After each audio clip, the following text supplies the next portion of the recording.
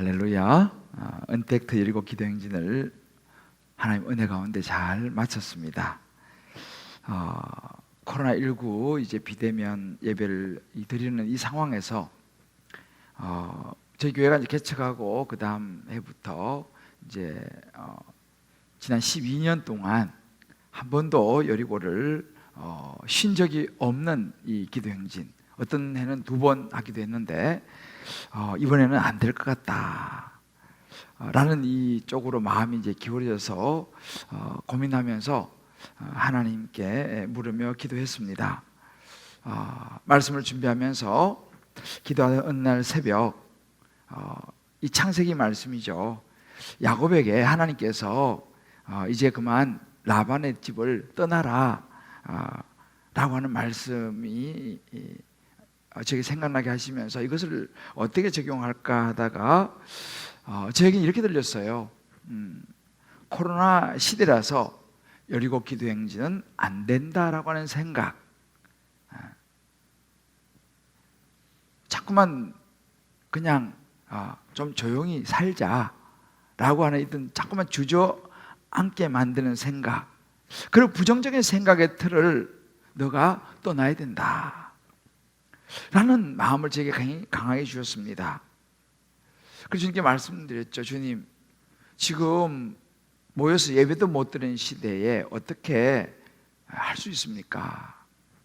기도하면서 하나님께 주신 마음이 비대면이 있지 않냐, 언택트가 있지 않느냐, 지금 다 그렇게 하고 있지 않느냐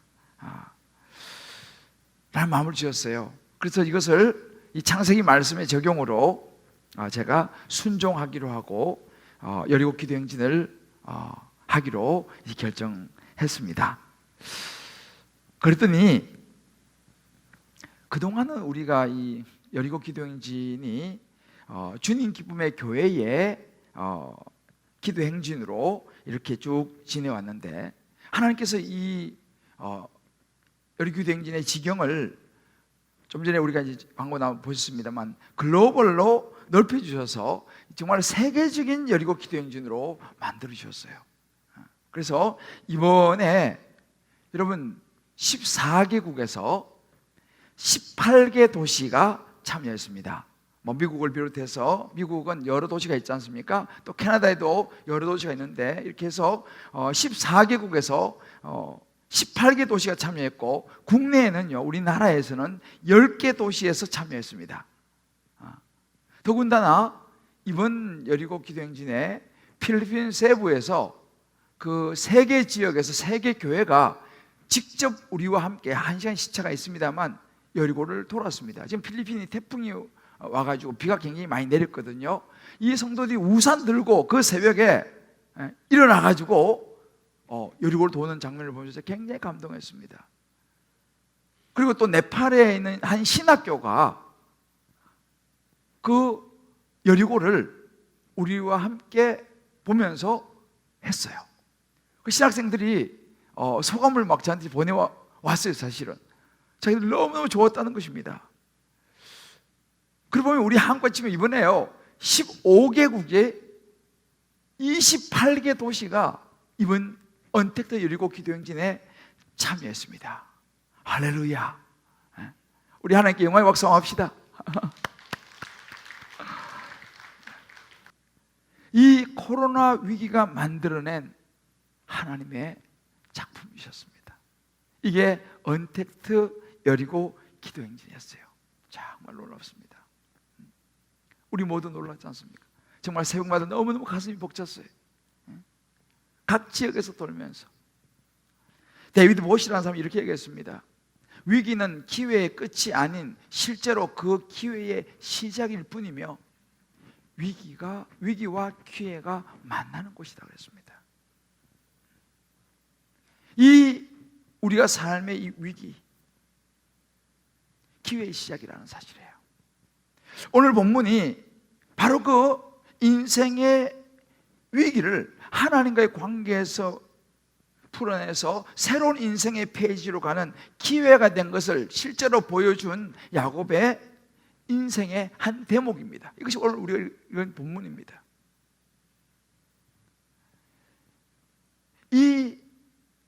대목이 바로 어찌 보면 야곱의 인생에 있어서는 최대 위기를 맞이하는 대목입니다.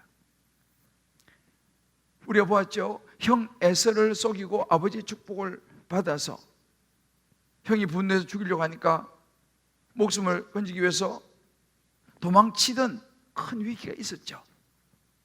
그리고 외삼촌 라반의 집에서 20년을 살면서 참 많은 고생도 하고 하다가 어느 날 하나님께서 떠나라 하셔서 외삼촌이 없는 틈을 타서 떠났는데 외삼촌이 추격해 와가지고 사람들 데리고 막 추격해 온 그 위기도 있었습니다. 근데 가만히 보세요. 이 둘 다 위기인데요, 전자의 위기는 도망치면 되는 거예요. 형이 뭐 죽이려고 하면 도망치면 되는 거죠. 그죠? 그 실제 도망쳤지 않습니까? 피했습니다. 두 번째 위기는 장인이에요. 그리고 또 그 딸이 자기 부인으로 있습니다. 그리고 사실은 이 외삼촌 라반이 자기를 추격해 올 때에 야곱이 할 말이 있는 거예요. 왜요? 자기가 잘못한 게 없잖아요. 오히려 외삼촌 라반이 자기를 얼마나 많이 속였습니까? 외삼촌이 추격해 왔을 때 오히려 당당하게 외삼촌 정말 그동안 얼마나 많이 저를 속였습니까? 라고 말할 수 있는 그런 상황이었어요. 더군다나 하루 전날 밤에 하나님이 나타나셔서 라반에게 이야기했습니다. 너 야곱 선악간 옳고 그름 그거 이야기하지 마라. 하나님께 딱 경고까지 해 주신 그런 케이스입니다. 근데 지금 이번 경우는 달라요. 이번 경우는 피할 수가 없어요. 뭐 도망갈 수 없는 지금 상황입니다. 그리고 솔직히 야곱 자신도 떳떳하지 않아요. 그렇지만 맞닥뜨려야 되는 만남입니다. 왜 그래요? 자기가 지금 형한테 지은 죄가 있지 않습니까? 그러니까 이번 이 경우는, 이 위기는 피할 수 있는 것도 아니고 떳떳하지도 못한 그런 만나야 되는 그런 지금 위기 상황이죠. 자기를 죽이려고 했던 형 에서가 400명의 장정을 이끌고 오고 있다. 정말 이제는 목숨이 위태로운 상황입니다. 이 상황에서 야곱도 자기 할 건 다 했어요. 자기의, 우리 지난주에 봤죠, 소유의 큰 몫을 떼어가지고 좀 힘에 겹도록 선물도 보냈습니다. 그리고 이제 자녀, 또 아내들, 또 야복강을 다 건너겠습니다. 이젠 자기 혼자 남았어요. 자, 이 위기를 야곱은 어떻게 풀어가고 있습니까? 여러분, 저나 여러분, 우리도 마찬가지예요. 살아가다 보면 이런저런 위기를 만나죠. 우리나라도 보면 크게 IMF가 터졌었고 지금 이 코로나19의 이 상황 또 와 있습니다. 우리는 각자 살아가다 보면 이런저런 그런 각자의 삶의 환경 속에서 이런저런 일로 삶의 위기를 우리가 만날 수 있어요. 자, 이럴 때 다 다르죠. 사람들마다. 어떻게 우리가 헤쳐나갈 수 있을 것인가? 저는 오늘 이 말씀을 통해서 정말 위기가 기회로 바뀌는 그런 지혜를 이 야곱의 인생을 통해서 얻고, 또 이것을 이론이 아니라 실제로 저와 여러분 한 분 한 분의 삶 속에 잘 적용해서 이런저런 우리 삶의 위기들을 풀어낼 수 있는 하나님의 은혜가 임하는 시간 될 수 있게 되기를 주의 이름으로 축복합니다. 할렐루야. 자, 그러면 이 위기가 기회로 바뀌는 두 과정을 이 야곱의 인생을 통해서 한번 살펴보기 원합니다. 그 첫 번째는 뭐냐면 야곱 자신을 돌아본 것입니다. 지금 형 에서가 400명을 이끌고 지금 오고 있는 그 형과의 피할 수 없는 만남을 앞두고 야곱은 많은 생각을 했을 거예요. 과연 형이 어떻게 나올까? 자기가 할 도리는 다 했어요. 이런저런 공략을 해서 하나님께 기도도 하고 힘에 겨운 내려놓음으로 많은 선물도 보냈습니다. 그래도 불구하고 불안한 마음을 떨칠 수가 없는 거예요. 과연 내가 하는 데까지 했지만 형 어떻게 나올까? 예측할 수 없는 상황 속에 번민과 고민과 불안한 마음을 떨칠 수 없는 상황. 야곱은 결국 오늘 24절에 나온 말씀처럼 홀로 남았더니의 선택을 합니다. 이 야곱은요, 20년 전에 형을 피해 도망가던 그 광야에서 만난, 베델에서 만난 그 하나님 앞에 홀로 나가는 것을 선택을 해요. 이 대목에서 우리 지난주 13절에도 보았죠. 형이 그렇게 400명을 데리고 온다는 소식을 듣고 13절을 보면 야곱이 거기서 밤을 지새고 그 소유 중에서 큰 결단을 내립니다. 형 에서를 위해서 550마리나 되는 가축들, 어마어마한 숫자죠. 거기도 낙타 새끼는 숫자는 포함도 안 된 그런 큰 예물을 형님께 보내는 결단을 하죠. 거기서도 밤을 지새며 아마 기도하고 그 결단을 내렸습니다. 가만히 보세요. 야곱의 문제 해결의 방법은 결국은 하나님 앞에 서는 거였어요. 형을 피해 도망가던 그 외로운 광야에서 집을 떠나서 처음 자는 그 돌베개에 베고 잠을 자던 그 외로운, 정말 두려운 그 밤에 만난 하나님, 그 밤처럼요, 지금도 그날 밤도, 이제 형을 맞닥뜨려야 되는 그날 밤도 얼마나 많은 생각이 있었을까요? 아마 이제 혼자 남아가지고 지나간 시간들을 많이 생각했을 거예요. 야, 20년 전 뭐 과정들 쭉 생각하면서. 우리가 보통 혼자 있으면 그런 생각을 이렇게 할 때가 있지 않습니까? 혼자 남아서 이제 맞닥뜨려야 될 형을 생각하면서 이런저런 생각이 스치는 그날 밤이었습니다. 그런데 그렇게 하나님 앞에서 하나님은 어떻게 하면 좋겠습니까? 라고 기도하는데 어떤 사람이 나타나는 거예요. 그 밤에 어두운데 이 사람이 누군지, 형이 자기를 죽이라고 보낸 사람인지 아니면 자기를 해코지하려고 나타난 사람인지 뭐 하나님의 천사인지 모릅니다. 그 어두운 밤에 아무튼 이 야곱은요, 이겨야지 살아남는 거예요. 아니면 자기 죽는 거예요. 그래서 그 사람과 밤새도록 사투를 벌입니다. 씨름을 합니다. 살아남아야 되니까.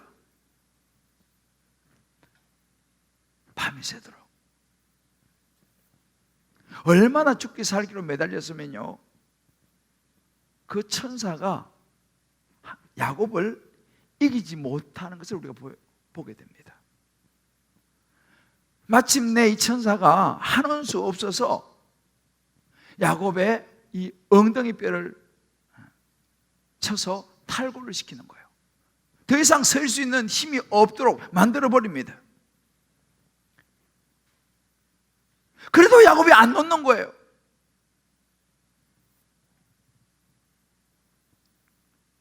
그러니까 이 천사가 말합니다. 지금 날이 새려고 하니 나로 가게 하라 라고 말합니다. 야곱이 뭔가 느낌이 온 것 같습니다. 밤새도록 씨름하고 날이 새는데 보니까 이 사람이 평범한 사람은 아니라는 생각을 하게 되죠. 아, 하나님 보낸 사자인가 보다. 그런 생각을 하면서 야곱은 그래도 놓지 않습니다. 더 이제 매어달리죠. 뭐라고 말합니까? 죽기 살기로 제대로 일어서지도 못하는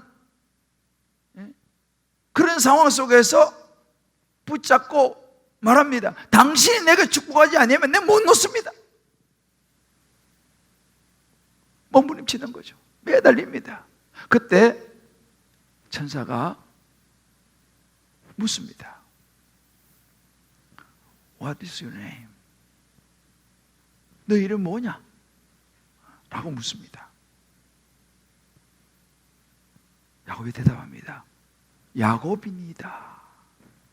여러분, 이 대화는요, 간단하지만 굉장히 의미 있는 중요한 대화입니다.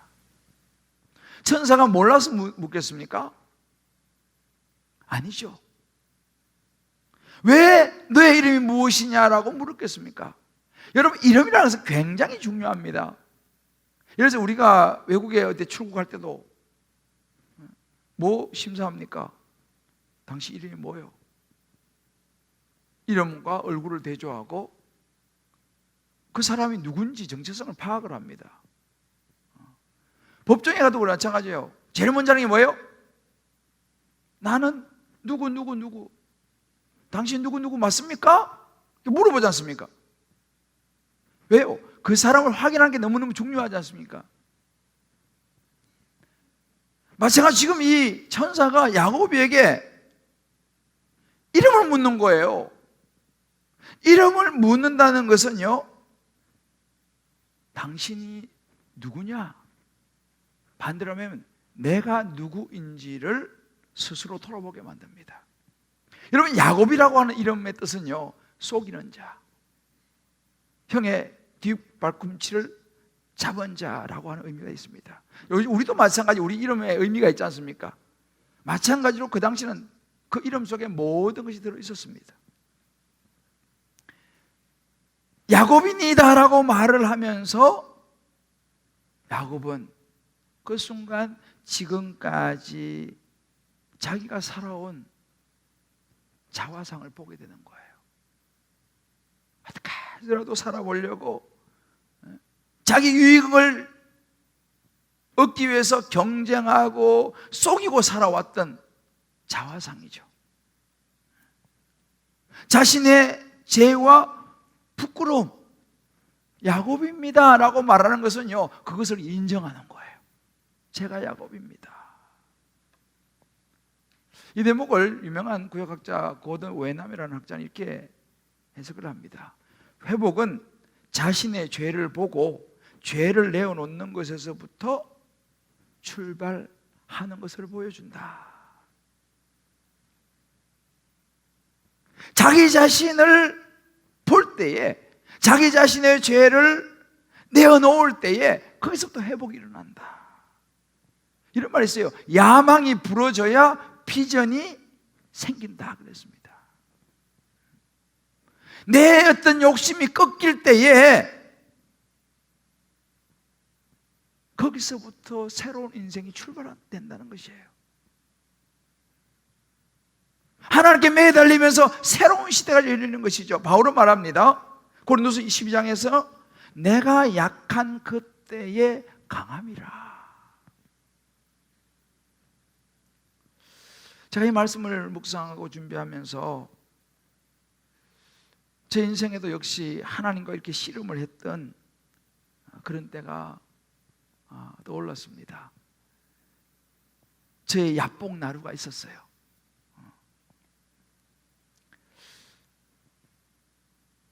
대학 4학년 때 진로를 놓고 기도를 한 적이 있었습니다.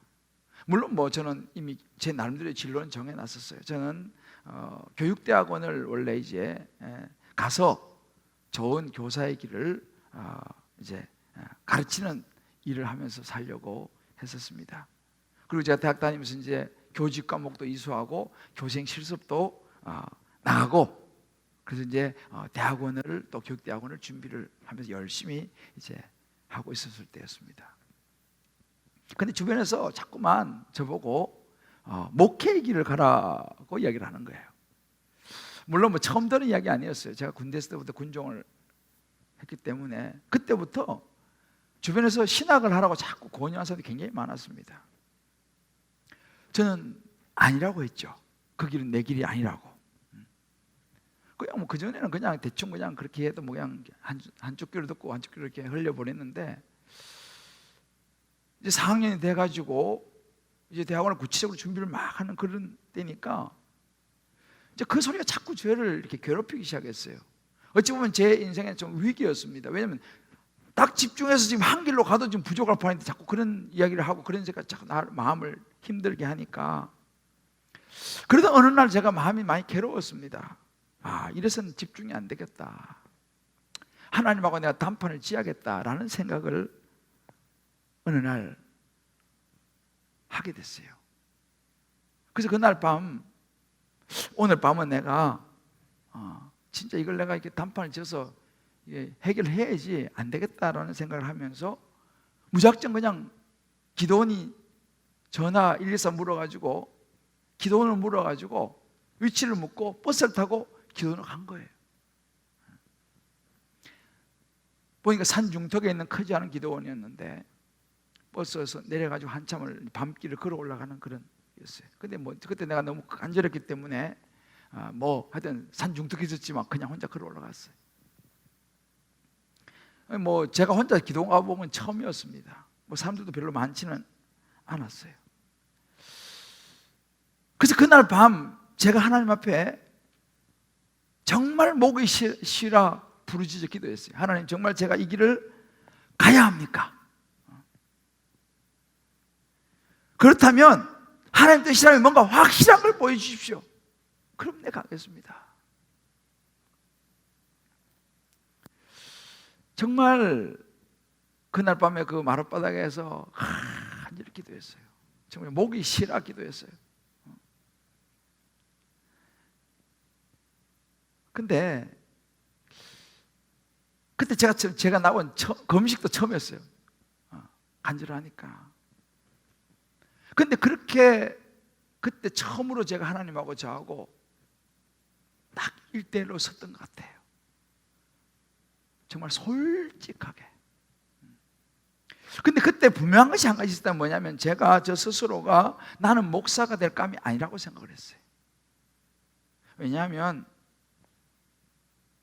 그때만 해도 제 마음에 어떤 생각이냐면 목사는 깨끗한 사람이 목사가 돼야지. 정말 깨끗한 삶을 살고 누가 봐도 정말 하나님 앞에 좋은 사람이 목사가 되지. 제 스스로 생각하니까 나 같은 사람은 목사가 될 감이 아니다. 저 스스로가 보니까 그렇게 깨끗한 그릇이 못 되는 거예요. 그래서 저는 나는 그런 감이, 그래서 제가 거부했죠. 여러 가지 또 있었으면 나는 거부했었어요. 여러분 한번 적용해 보세요. 여러분 삶의 위기, 때로는 여러 가지 어려움 속에서 이렇게 할까 저렇게 할까 이런 잘한 일들이 생길 때 여러분 누굴 찾으십니까? 이 야곱이처럼 홀로 하나님 앞에 서는 시간을 여러분 가져본 적이 있으신가요? 인생의 어떤 기로, 어떤 선택, 어떤 위기가 있다면요, 우리 야곱이처럼 한번 하나님 앞에 솔직하게 우리 자신을 내어놓고 우리 자신을 들여다보는 시간을 가질 수 있게 되기를 주의 이름으로 축복합니다. 너무너무 중요한 시간이에요.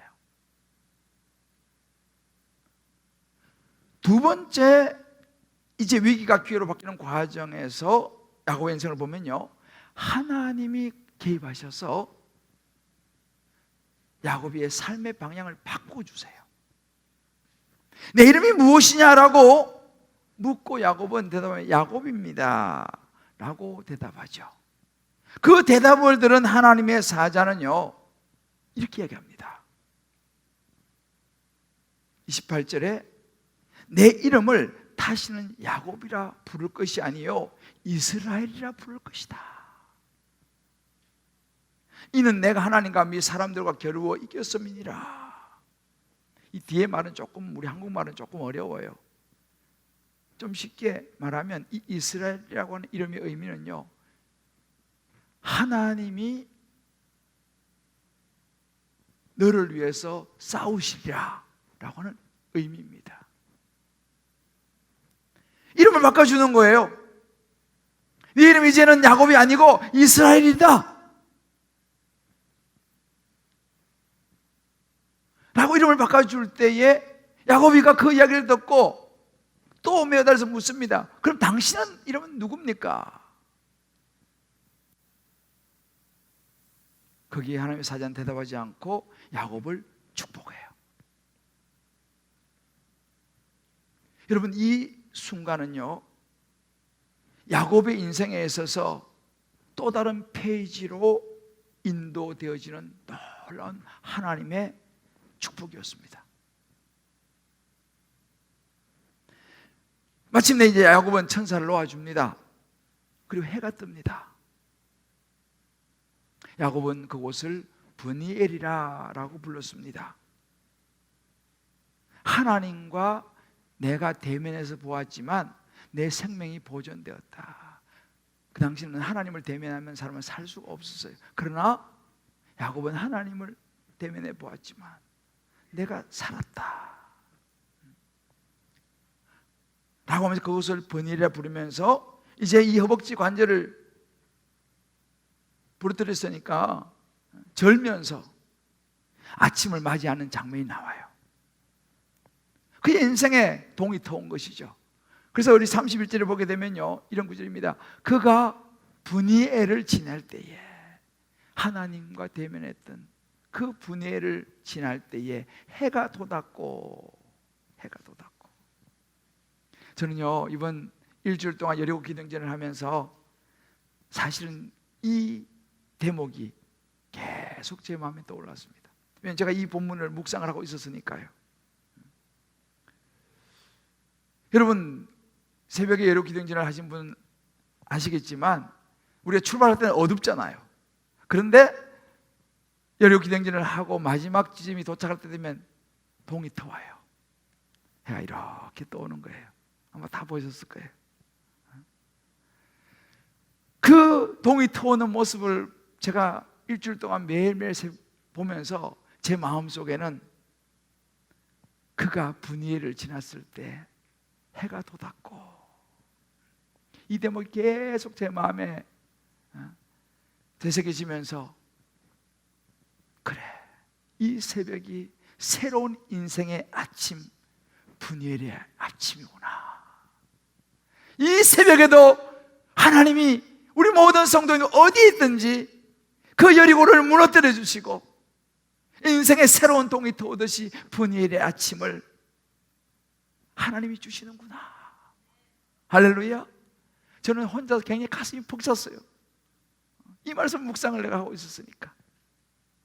여러분 알았는지 모르는지 모르겠지만요, 우리 이번 여리고의 매일 새벽은요, 하나님이 여러분의 인생을 새롭게 시작하게 열어가시는 브니엘의 아침이었다는 사실을 믿으시기를 주의 이름으로 축복합니다. 할렐루야. 우리 한번 옆에 분에게, 각 가정에서 예배드리는 분들도 옆에 분에게 이렇게 한번 축복합시다. 여리고 매일 새벽이 브니엘의 아침이었습니다. 할렐루야. 정말 축복된 새벽이었어요. 이 말씀하고 딱 맞는 거예요. 딱 맞는 거예요. 얼마나 그렇게 제가 감격스럽겠어요. 그의 이름이 속이는 자, 야곱에서 하나님이 나를 위하여 싸우신다, 이스라엘 이름으로 그 새벽에 바뀐 거예요. 지금까지 야곱의 인생은요, 자기가 다 해야 되는 거예요. 왜? 자기가 복도 쟁취해야 되고, 뭐 속이고 쟁취하고 얼마나 힘들었겠어요. 그죠? 왜? 자기가 다 해야 되니까. 그게 야곱이었습니다. 근데 이제 하나님께서 너는 가만히 있어, 내가 너를 위해 싸우겠다. 이제는 자기가 하는 게 아니고 하나님께서 그를 위해서 싸워주시는 인생으로 그의 인생의 방향이 재설정된 것입니다. 그의 인생이 리셋된 거예요. 지금까지 야곱이 얼마나 힘들게 살아왔겠어요. 자기가 다 해야 되니까, 자기가 다 책임져야 되니까, 속여서라도 자기가 취해야 되니까. 그런데 그 이름이 이제는요, 자기가 한 게 아니고 하나님이 하시는 인생, 하나님이 맡기는 인생으로 그 새벽에 출발을 한 것입니다. 근데 여러분, 성경을 보면요, 이때 이후로 야곱은 다시 거짓말을 해서 자기 이익을 막 추구하고 이런 것이 나오지 않아요. 이제 개인의 이득보다는요 하나님과의 관계를 우선시하는 모습으로 그가 이제 살아가게 됩니다. 이제 앞으로 쭉 나옵니다. 속여서 취하고 자기가 모든 인생을 다 책임지려고 아동바동하게 살았던 그 힘겨운 인생이 이제는 하나님이 원하시는 인생, 하나님이 이끄시는 인생, 이스라엘로 변한 거예요. 제가 하나님과 단판을 짓기 위해서 올랐던 그 기도원에 제가 이틀을 있었어요. 정말 목이 쉬라 부르짖고 하나님께 뭔가를 보여주시라고 기도했는데 이튿날 새벽 동이 들 때까지 아무 응답이 없었어요. 마음이 착잡했어요.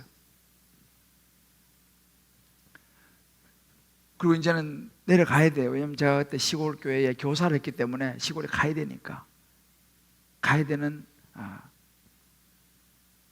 아침 새벽녘이 밝았어요.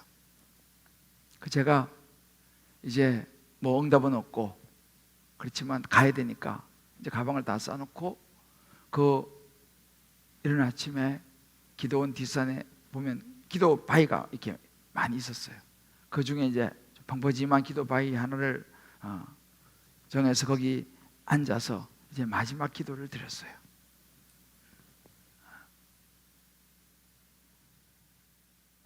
그리고 이제 마지막 기도를 드리고 이제 내려가려고 생각하면서 하나님 옆에 그래서 하나님, 제가 좋은 장로가 되겠습니다. 저는 사실은 좋은 장로가 되려고 그랬어요. 내 스스로가 목사 그런 감이 아니니까 저는 좋은 장로가 되려고 했어요. 왜 그러냐면 제가 어릴 때부터 시골에서 자랄 때에 우리 시골에 그 어려우니까 요즘 말 미자립교회. 그러니까 이 전도사님들이 오셔서 어떨 때는 막 3개월 있다가 그냥 밤에 없어지시기도 하시고 오래 있어봐야 1년밖에 못 있는 거예요. 왜? 먹을 게 없고 너무너무 시골 교회가 미자립교회에다가 어려우니까 못 버티는 거예요. 그래서 어떨 때는요, 그 이렇게 가면은 사장님 늘 누룽지를 먹는 거예요. 누룽지. 나는 그분들이 누룽지 좋아하는 줄 알았어요. 나중에 보니까 누룽지 좋아하는 게 아니고 누룽지밖에는 먹을 게 없는 거예요. 그 옛날에는요 주일날 성미라고 여러분 기억나요? 성미가 있어요. 성미. 이렇게 좀 하나 주머니 만들어서 그 쌀을 넣어가지고 주일날 성미를 가지고 예배 보러 왔었어요. 그리고 성미 거두어가지고 그걸로 이제 이렇게 목사님들이 밥 이렇게 이제 전사님 밥 해 먹고 이제 그렇게 했는데 그것도 어려운 거예요. 그 제가 그때 어릴 때 그걸 내가 보며 자랐어요. 그 내가 그 전사님 저한테 이렇게 했어요. 대조야, 너는 나중에 크면 좋은 장로가 되거라. 예, 알겠습니다. 그래서 제가 꿈이 뭐냐면 저는 좋은 장로가 돼가지고 우리 전도사님, 우리 목사님 밥은 안 굶게 해드려야겠다. 이 내 생각이었어요. 어릴 때부터 내가 교회 잘 섬기고 우리 전도사님 내가 잘 섬기는 좋은 장로가 돼야지. 그 생각하면서 내가 자랐거든요. 그래서 그 이제 마지막 기도를 드리고 내려올라가다가 생각난 게 뭐냐면 제가 그때 그 요한복음을 나 왜 그 생각인지 모르겠어요. 요한복음을 내가 다 읽고 내려가야겠다 생각하면서 이틀 동안 요한복음을 읽었어요. 그러다가 마침 한 장이 남은 거예요, 뒤에. 그래서 맞아, 그거 한 장 남았는데 그거 읽고 가자. 그래서 이제 성경책 펴갖고 요한복음 마지막 장을 읽은 거예요. 21장. 쭉 읽는데 그거 보니까 예수님이 요한의 아들 시몬과 대화하는 장면이 나오더라고요. 저는 그게 거기인지도 몰랐어요. 요한의 아들 시몬아, 네가 나를 사랑하느냐? 네, 내가 주님 사랑하는 주님 아십니다. 내 양을 먹이라. 또 물어요. 내 양을 치라. 세 번 또 묻는 거예요. 또 내 양을 먹이라. 그 대목을 읽는 순간 제가 그 바에서 정말 꼬꾸라졌어요. 하나님이 나를 부르시는구나. 하나님 나를 부르시는구나. 정말 제가 그 바위에 앉아서요, 그때 펑펑 울었어요. 정말 하염없이 눈물을 흘렸어요. 그 눈물의 의미는 여러 가지가 있었어요. 여러 가지, 하나가 아니고 여러 가지 있었어요. 먼저 제가 너무너무 울었던 것은 뭐냐면, 그때 제 마음에 내가 세상을 버려야 되는구나. 세상을 버려야 되는구나. 저는 그때 우리 마음에 목사가 된다는 것은요, 중이 머리 깎고 절에 들어간다 이 생각을 했어요. 저는요. 나 이제 세상을 버려야 되는구나. 너무 섭섭하더라니까요. 내가 지금까지 준비해왔던 그 진로가 있었잖아요. 얼마나 밤잠 안 자면서 내 공부하고 그랬는데 그거 이제 내가 다 버려야 되는 거야. 이 생각이 그때 들었어요. 얼마나 섭섭하던지요. 펑펑 울었어요. 한참 울다가 또 한 마음에서 뭐가 싹 올라오는데 이건 또 다른 거였어요. 하나님, 나 같은 죄인을 주의 종으로 부르시다니요. 나 같은 죄인을 목사로 주님께서 부르시다니요. 얼마나 감사한지. 제가 그랬잖아요. 나 같은 사람 목사 되면 안 됩니다, 하나님. 저는 자격이 없어요. 저는 그렇게 깨끗하지 않아요. 근데 저를 부르시는 거예요. 이번엔 너무 감사해서요, 그 자리에서 정말 제가 막 울었습니다.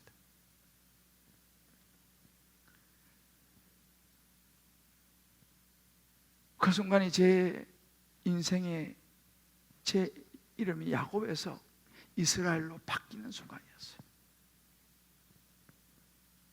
하나님이 그 이른 아침에 제 이름을 바꿔주신 거예요.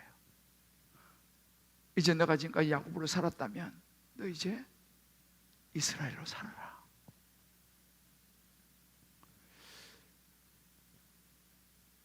제 인생의 방향이 그때 그렇게 바뀌었어요. 세월이 지나서 제가 목회를 하면서도 그래요. 정말 인생의 위기가 오면요, 그때가 떠올라요.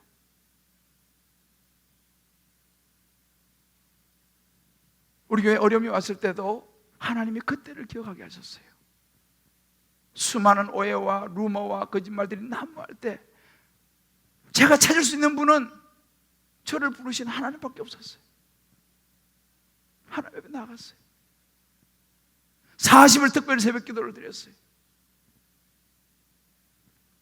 나를 부르셨던 그 하나님 앞에 나갔어요. 놀라운 것은 그 하나님이 내가 너를 위해 대신 싸워주리라. 네 이름이 야곱이 아니라 이스라엘이지 않냐. 놀랍게 하나님께 역사하셨어요. 사실은 제가요, 이 부르심을 받은 것이 두 번째는 언제냐면 제가 교회를 개척할 때였어요. 저는 교회를 개척할 마음이 1도 없었어요. 근데 하나님 저를 부르셨어요. 지금도 선명해요. 내가 사랑하기 분목사 시절에 제가 2층에 거기 제가 늘 새벽기도 나가서 기도하는 자리가 있어요. 그날도 그날 새벽에 기도하는데 하나님이 저를 부르시는 거예요. 개척으로 저를 부르셨어요. 그때 제가요 펑펑 울었어요. 근데 그 감정이 똑같았어요. 그 기도원 이른 아침에 저를 부르셨던 그 하나님이 두 번째 저를 부르셨어요.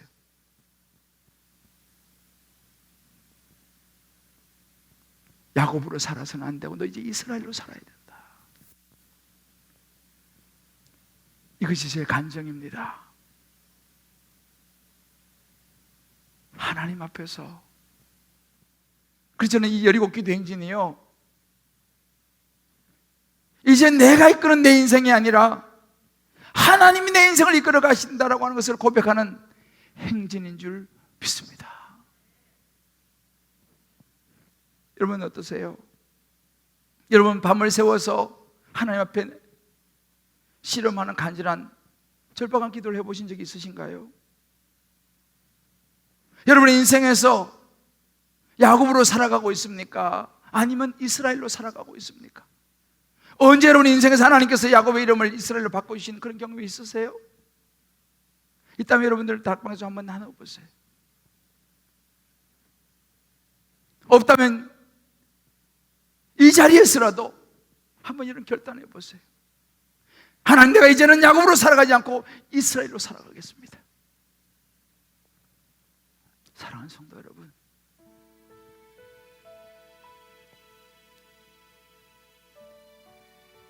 우리 알아야 합니다. 우리는 야곱이 아니라 이스라엘입니다.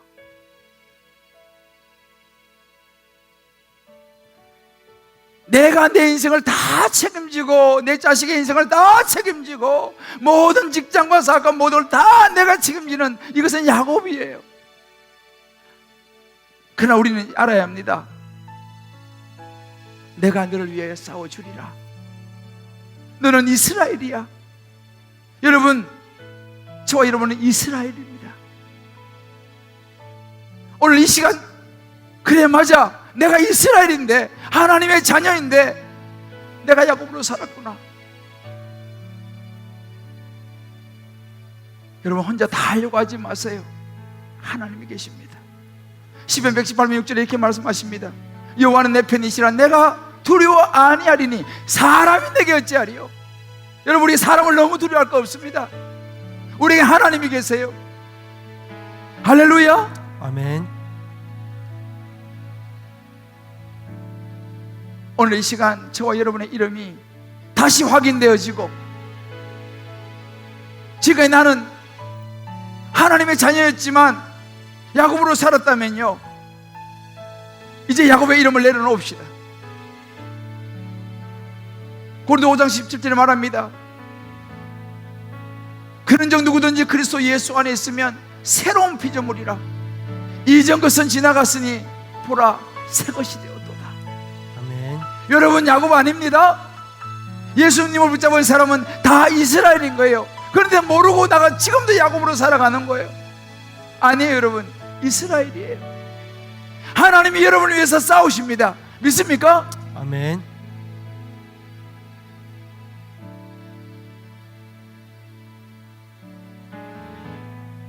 하나님은 신실하십니다.